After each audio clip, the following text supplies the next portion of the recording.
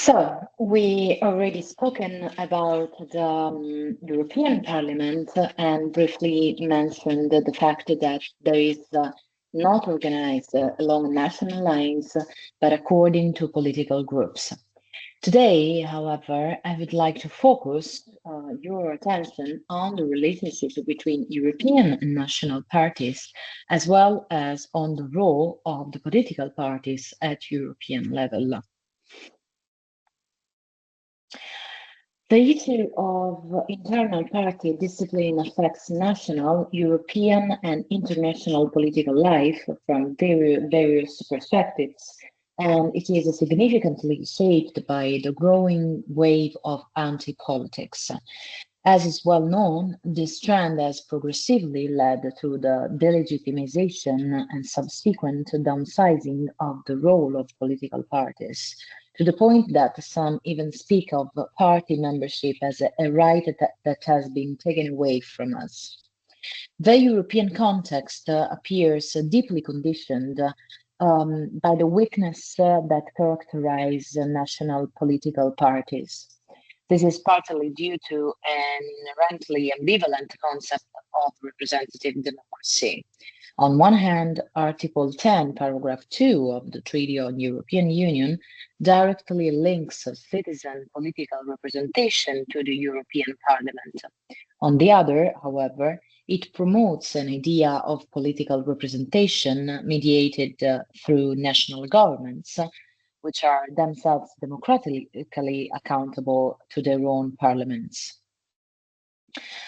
The growing weakness of party organizations can, first of all, be traced to the well established decline of the 20th century conception of parties as ideological collectives, where political participation was primarily based on shared commitment to a specific political culture.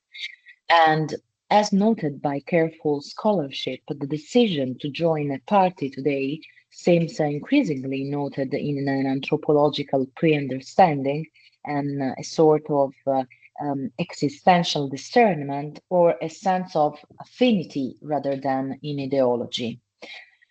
And it should be noted, however, that contradictions and conflicts in this area clearly disprove the thesis of a total disappearance of ideologies. A scholar, Norberto Bobbio, observed that ideologies have not disappeared at all. If anything, they are more alive than ever. And he said something like the ideologies of the past have simply been replaced by others, new ones or ones claiming to be new. And the tree of ideologies is always green. Moreover, there is nothing more ideological, as has been shown time and again, than the very claim that ideologies are in crisis. So, it is increasingly evident that today's challenges, exacerbated by the health emergency caused by the COVID-19 pandemic, require shared strategies within the European legal space on the short, medium, and long term. And at the same time, however, these very challenges have become the main drivers behind the birth and rapid spread of new parties and movements, which often derive much of their consensus precisely from their strong opposition to the European Union. The so-called technological revolution has also fueled the debate about the possible shift from traditional parties to the network. In the development of digital infrastructure, many have seen a tool for promoting more transparent institutions. For some, for instance, cyberspace is giving rise to a new public sphere that is radically shaping the conditions of governance and is likely to produce new and previously unimaginable political forms. And yet, as been observed, political parties have largely used digital tools for political communication and propaganda rather than to promote the transparency within their own structures. So, These reflections become even more apparent at the supranational level, particularly with regard to the regulation of parties in Europe. So, in this respect, national political parties are still widely regarded, albeit with some signs of change, as the foundation upon which Europe parties are built, inevitably shaping their political activity. Well, the official recognition of European political parties came in 1992 with the Maastricht Treaty and was further and more clearly defined, as is well known, by the Lisbon Treaty in the section devoted to democratic principles. The contribution of European political parties to the development of political awareness and to the expression of the will of Union citizens complements the various forms of civic political action and, above all, the active role played by national parliaments. So, within this framework, particular importance must be attributed to the representative model of the European Union, which can first and foremost be traced back to Article 10 of the treaty that I already mentioned, where it's expressly stated that the functioning of the Union shall be founded on representative democracy. And the same provision also establishes the dual track of democratic legitimacy on which the Union is built. The indirect legitimacy derived from democratically accountable governments represented in the European Council and the direct legitimacy exercised through the Parliament, where European citizens are directly represented.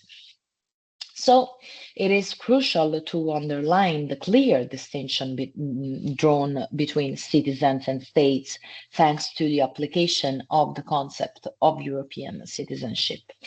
In fact, the reference to citizens appears to prevail in the content of Article 10 of the treaty.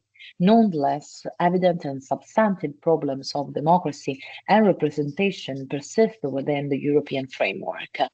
The issue of the democratic deficit in the EU party system is well known, and we have talked about it in the previous lessons, and long-standing, leading eminent scholars to argue that despite the great attention formally paid to citizens, it is not possible to speak of a genuine transfer of responsibility and legitimacy from the member states to the European Union.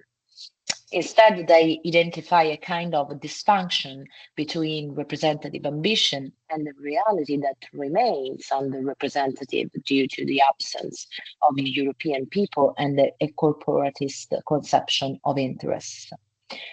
So, in other words, the Union and European Parliament in particular has not yet reached the degree of development and integration necessary to constitute a political space comparable to that of national states.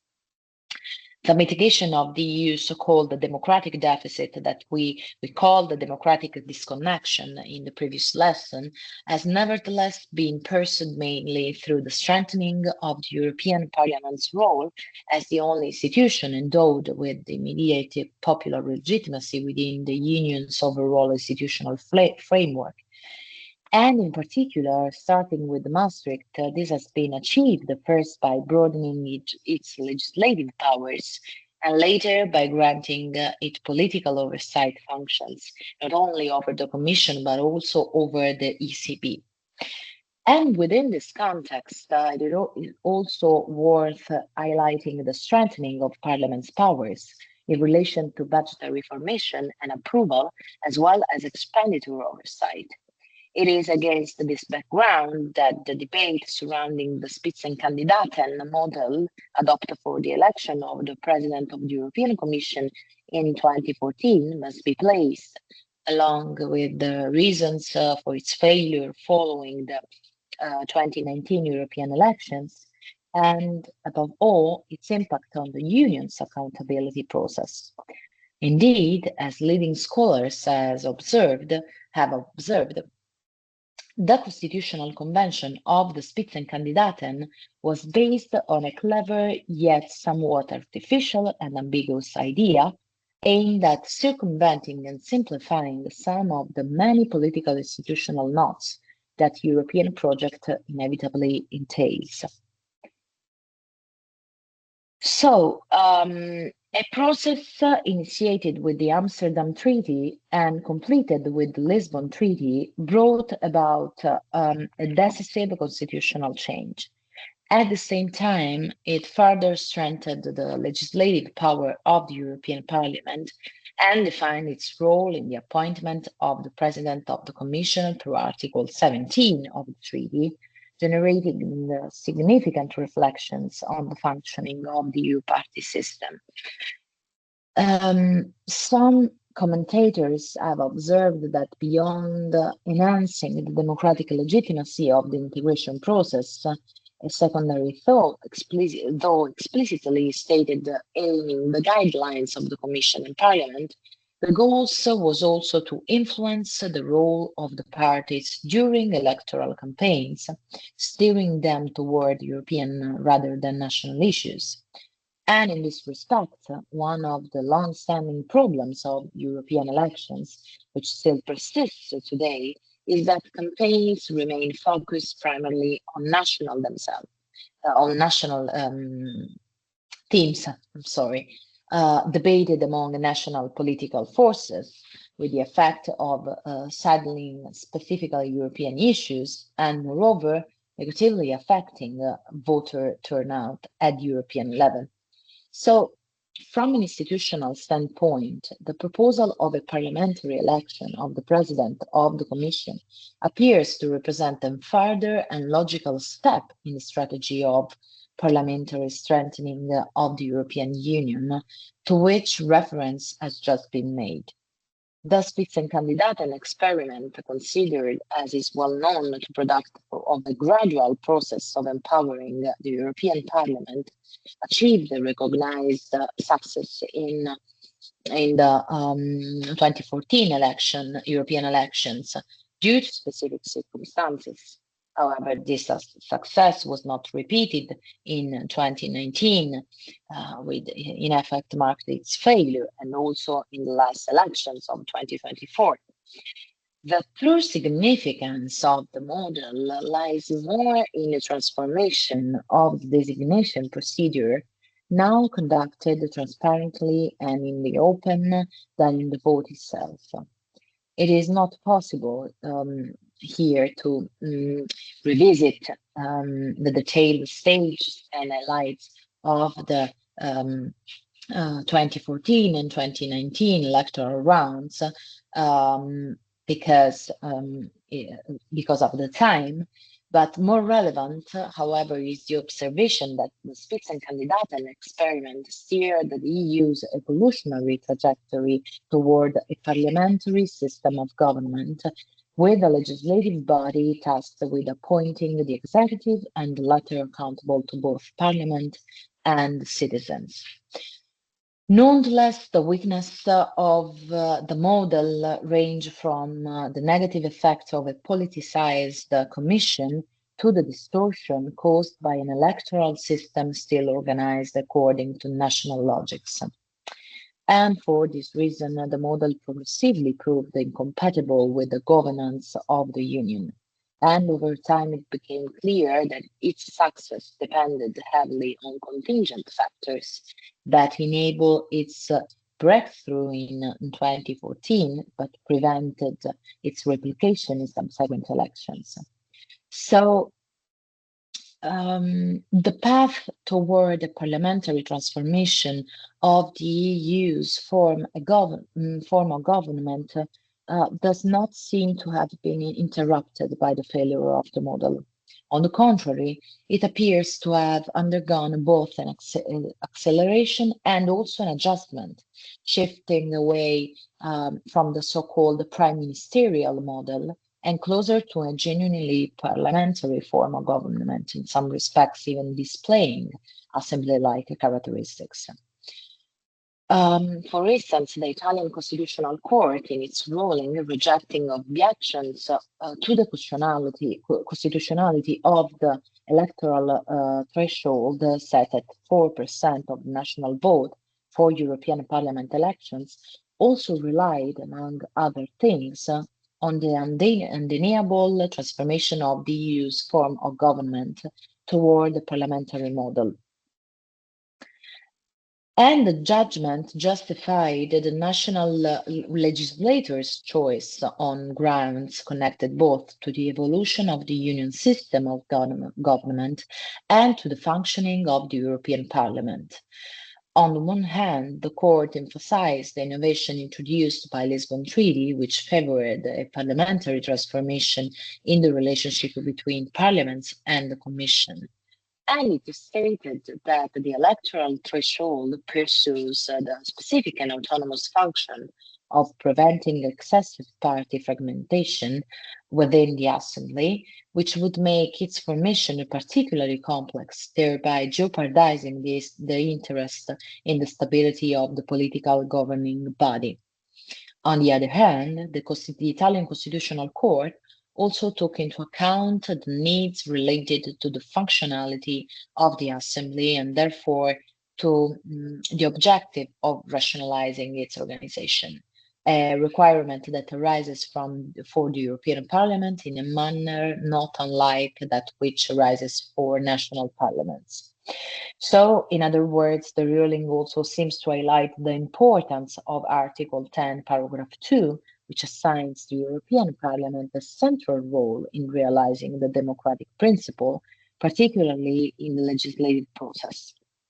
And at the same time, it points to the need for stability inherent in the EU governance system and the demands of representativeness, given that while the European Parliament has developed a vocation for representing general interests, it is still tied to national political dynamics. So its members are elected on the basis of national laws and through campaigns that generally only marginally address European issues. So, a cornerstone of party regulation at European level is undoubtedly the regulation number 1141 of the 22 of October of 2014, in force since the 1st of January 2017. It concerns the statute and financing of European political parties and European political foundation, implementing Article 10, paragraph 4 of the treaty and Article 12, paragraph 2 of the Charter of Fundamental Rights, which state that political parties at European level contribute to the formation of European political awareness and to expressing the political will of the Union citizens. So the regulation grants European political parties and their affiliated foundations a European legal status, which includes a recognition of European legal personality. And much of its content is dedicated to conditions of eligibility for public funding, as well as requirements regarding publicity and transparency of party and foundation accounts, with particular reference to private donations. Especially significant is the definition of a European political party, described as a political alliance that is a structured cooperation between political parties and or citizens.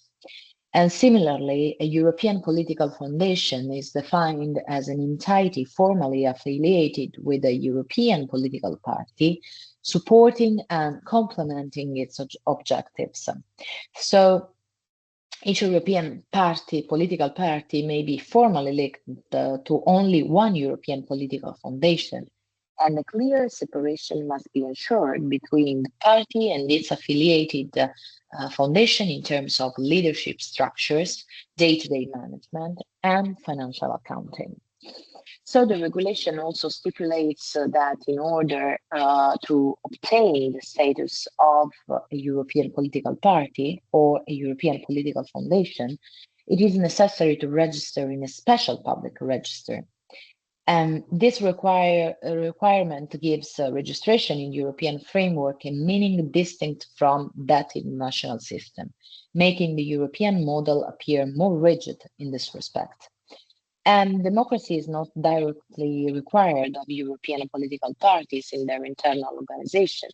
It is sufficient that they clearly define procedures for admission, resignation, and inclusion of members for the appointment and dismissal of office holders in internal governing bodies, and for representation in administrative, financial, and legal matters, and last, for carrying out internal decision-making processes, and in particular, voting procedures and quorum requirements. So consequently, political formations lacking an internal organization based on democratic principles may also be registered as European political parties, provided that such arrangements are made transparent through their status.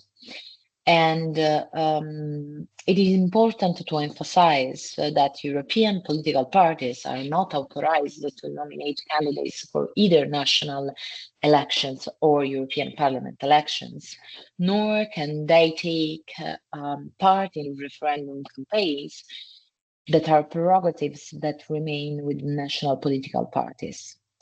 Thus, while Regulation 1141 clearly strengthens the identity of European political parties and their affiliated political foundations, it does not appear to alter the subordinate relationship of European political parties to their national counterparts, from whose aggregation they are moreover composed.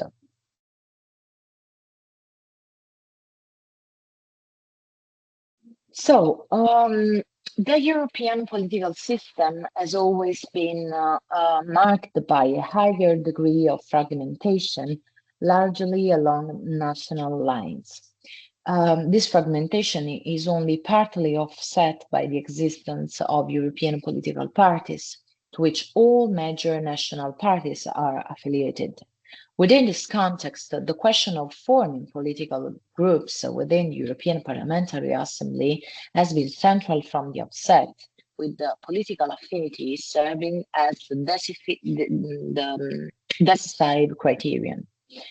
Since 1979, the European Parliament has been directly elected by the universal suffrage. Within its institutional framework, political groups constitute the core of its activity and the principal instrument for shaping majority political orientations. They are therefore essential to the establishment of supranational political formations, which are in turn fundamental to the process of European integration. The rules of procedure of the European Parliament devote the entire fourth chapter of Title IV to political groups, and their formation is subject to a dual numerical criterion, a minimum threshold and a nationality requirement. At least 25 members of the European parliaments elected in at least one quarter of the member states must request the formation of a group. Individual member of the parliament may establish intergroups or other unofficial associations aimed at facilitating informal exchanges of views on specific topics across political groups, involving members from different parliamentary committees and fostering contacts between members of the parliament and civil society. The criterion of political affinity mentioned at the outset is laid down in Article 33 of the Rules of Procedure, which provides that a member of the Parliament may be organized into groups according to this principle. And membership is entirely optional. The provision allows individual member of the Parliament to decide at the beginning of a parliamentary term or during a later session not to join any group, thereby acquiring the status of non-attached members, and this choice may be due to disagreement with the prevailing political positions or for other reasons of political expediency. The issue of non-attached members has long raised the concerns regarding the requirement of political affinity, particularly in light of the risk of unequal treatment. And in the early legislatures of the European Parliament, the criterion of political affinity was interpreted rather broadly, allowing for the creation of groups based on weak ideological ties. However, starting in 1999, the political requirements became an essential condition for the legitimacy of a group existence. That same year, the establishment of the technical group of independent members, so-called mixed group or TDI, a formation with all characteristics of a mixed group but lacking ideological ties among its members, prompted the president of the political groups to raise an objection of illegitimacy for violation of Article 29, that now is Article 32 of the Rules of Procedure. And following the support of the Committee on Constitutional Affairs, the matter was referred to the plenary, which declared it inadmissible the existence of a group that openly denied any political nature or affinity among its members. So the members who had formed the mixed group then decided to appeal the court of first instance. And upon examining the arguments put forward by the applicants, the court dismissed them, thereby validating the decision of the Parliamentary Assembly. This episode is particularly significant in highlighting both the affinities and the differences between party organization in the EU and in national system, as well as we will see in this lesson.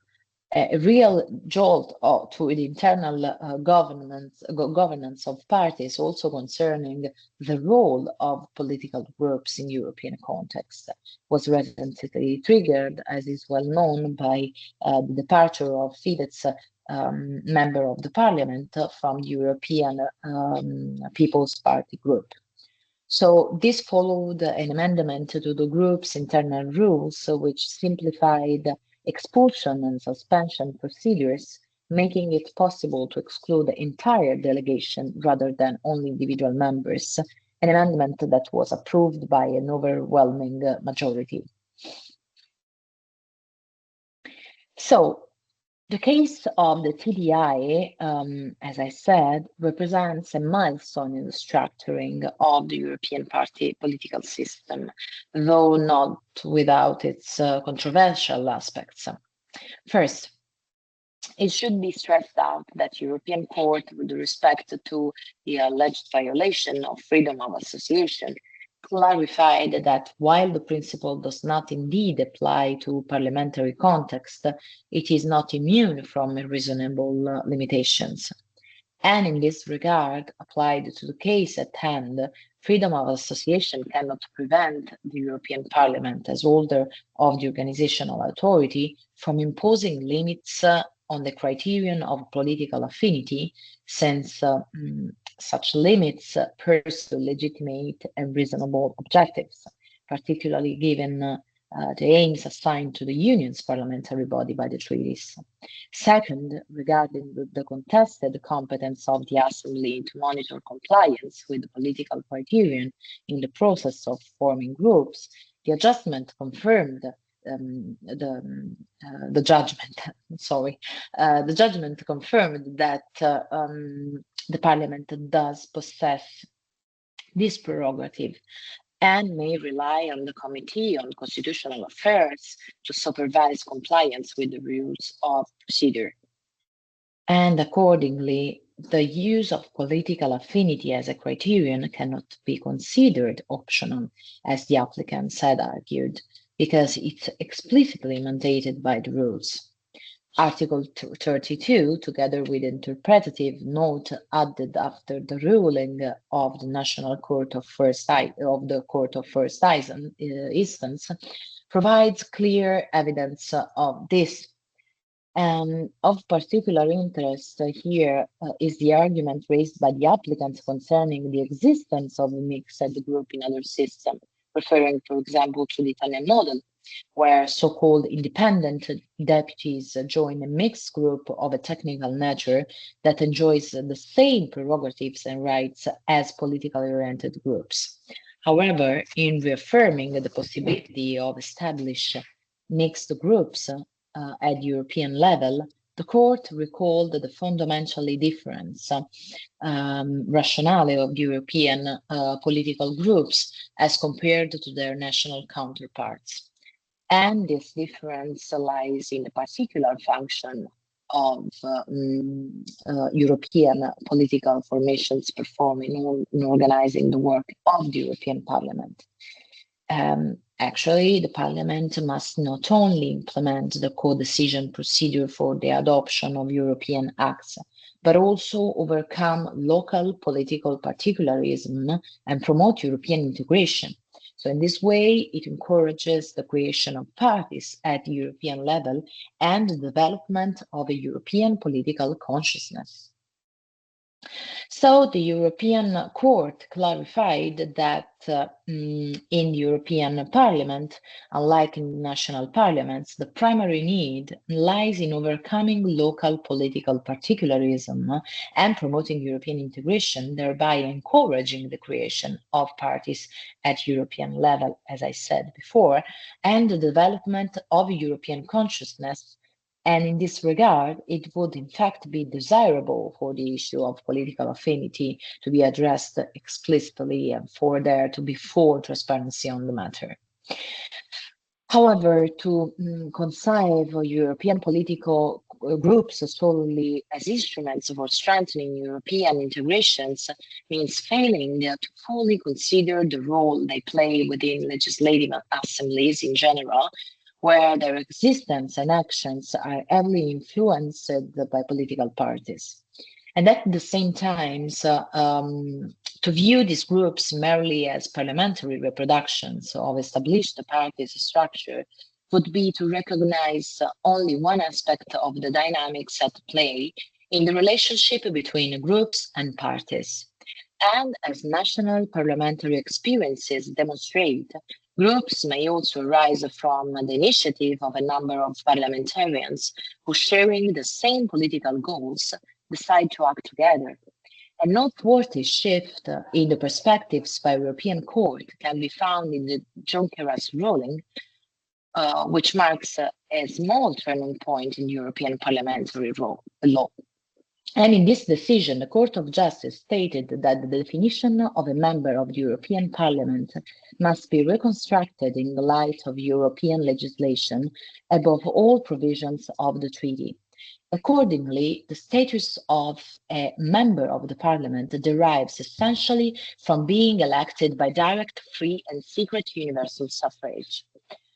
The Court of Justice also abandoned its earlier case law in which it had led that European parliaments merely had to take note of the proclamation of elected members carried out by national authorities.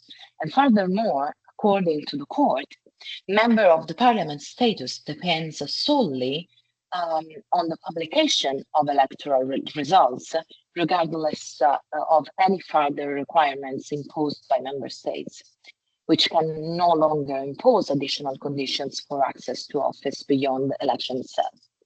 And on this point, it can agree that the court's recent stance represents a gradual first step toward a uniform electoral framework regarding both the acquisition of the member of the parliament status and related parliamentary prerogatives on the one hand, and on the other toward the construction of a genuinely European political representation. So,